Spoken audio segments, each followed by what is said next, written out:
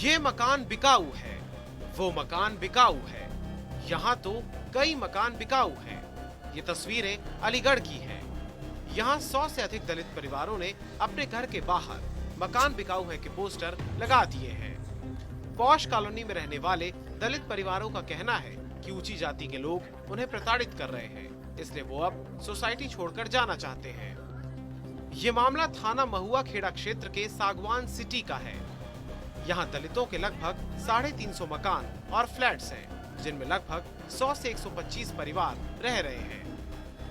आरोप है कि कॉलोनी के कुछ दबंग लोग दलित परिवारों पर हमेशा दबाव बनाते रहते हैं। उन्हें अंबेडकर जयंती और बुद्ध पूर्णिमा नहीं मनाने देते। जब दलित परिवार इसका विरोध करते हैं तो अपर कास्ट के कुछ लोग घर की महिलाओं के साथ बदसलूकी करते हैं और जाति सूचक गालियां भी देते हैं।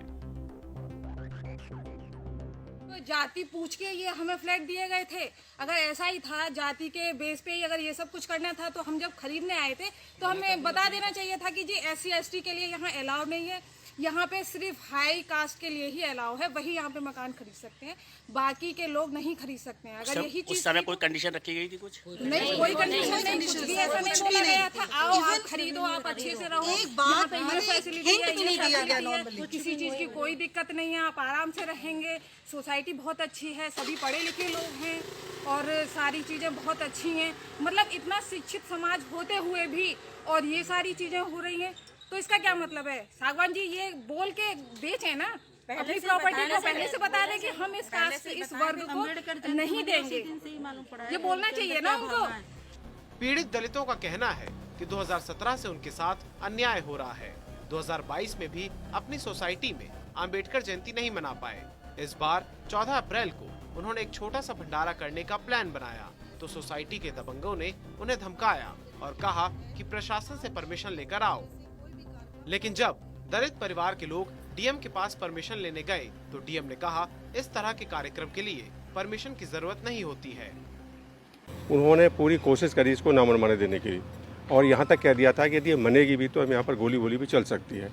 तो हम यहाँ पर गोली चलाने या सहने के लिए नहीं आए थे। तो हम लोगों ने चाहा भाई हम शांति प्रिय लोग हैं, हम ऐसा नहीं चाहते हैं, तो हमने परमिशन वापस ले ली थी। बावजूद इसके नरेंद्र सागवान और उसकी टीम ने यहाँ पर सभी पार्कों में पानी भरवा दिया था कि हम किसी भी तरीके से यहाँ इकट्ठे ना हो सके।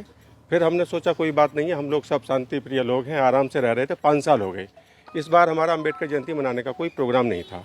हम चाह रहे थे कि सामूहिक रूप से कुछ कलेक्शन करके सभी लोग एक पार्क में इकट्ठा होकर के अपना भोज करेंगे और इसी तरह से शुरुआत कर देंगे यहाँ पर।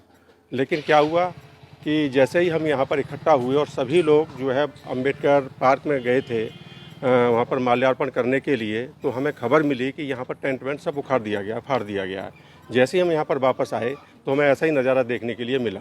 हमने वहाँ पर उपस्थित जो हल्का इंचार्ज है सत्येंद्र पाल सिंह मलिक, उनसे कहा तो हमने भाई ये क्या किया है आपने?